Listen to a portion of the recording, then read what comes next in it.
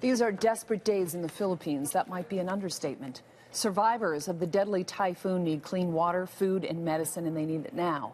Aid is starting to arrive, but as we've heard, the United Nations says getting supplies to more remote areas is a logistical nightmare. I want to talk about the crisis and what we can do to help with the Philippine ambassador to Canada, Leslie Gatan.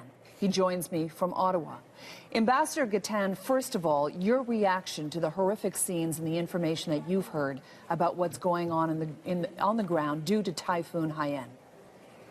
The initial reaction, of course, is shock at the devastation, and but we had to sober up and face the reality and see how we can help facilitate assistance from Canada, in particular to the Philippines. What's the biggest challenge you're facing right now in the country?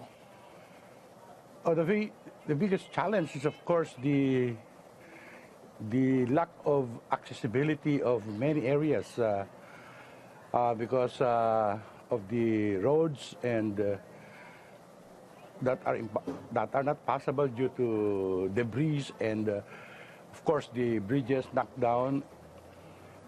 And but they are doing their best. Our authorities in the Philippines are doing their best to reach as many people as possible with supplies, with needed supplies.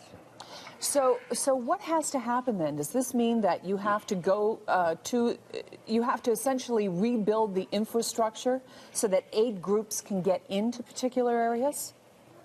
First, of course, there will be a need for airlifting of supplies and materials, while at the same time people on public works will clear all the roads. And fortunately, the mobile phone system is now operational by, I think, 47%. And our phone company is giving free use of their lines so that people can communicate with their relatives either in Manila or abroad. Okay. How else is the embassy helping Filipino Canadians get in touch with family? Because there's a sizable Filipino community here in Canada. I agree with that, and our phone lines have been ringing all day long and even at night. People crying and saying that they cannot account for their missing members of the families, and we assured them that the authorities in the Philippines are doing their best to do it, to find or identify the casualties, that there will be proper register of casualties. Yeah. How many people are you hearing have been killed by this storm? The local authorities are claiming 10,000, but so far as the national government is concerned, our number is still 1,500. But of course, these are initial confirmed numbers. There could be more. We don't know yet. Do you have family members that are unaccounted for? Fortunately, my family live far north, so far away from the devastated areas, thank God. This isn't the first storm that the Philippines has, first major storm to ever hit the Philippines. What kind of infrastructure was in place to help ease the impact? We are accustomed or used to 20 cyclones a year, and that the maximum strength or signal was signal number 3, but this time around it was signal number 5. It's the first time I heard so strong that many people underestimated the strength of this super typhoon because they are used to typhoons, and they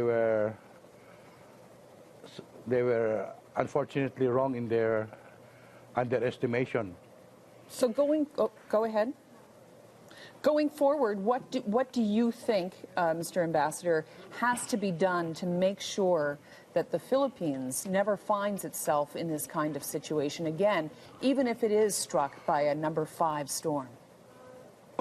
Of course, first of all, we have to enhance or improve our meteorological capacity or our forecasting ability. Second,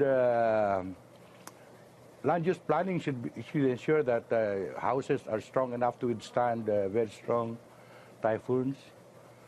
And these are, of course, are being considered by both national and local authorities. We have learned our lessons, and we'll be sure that it will not happen again. In the meantime, what do you need from Canada and Canadians? Any assistance or donations in the form, preferably in the form of cash given through charitable organizations duly recognized in Canada, because these will go to different charitable organizations with competencies in different fields, rather than send boxes of clothes which may not be needed, and they will only clog all airports and ports. So the best way is to donate through charitable agencies cash, so that there will be flexibility for them to buy the more relevant and needed materials and supplies. All right. Philippine Ambassador to Canada, Leslie Gatan, thank you so much for taking the time and joining me from Ottawa today. Thank you, Carol.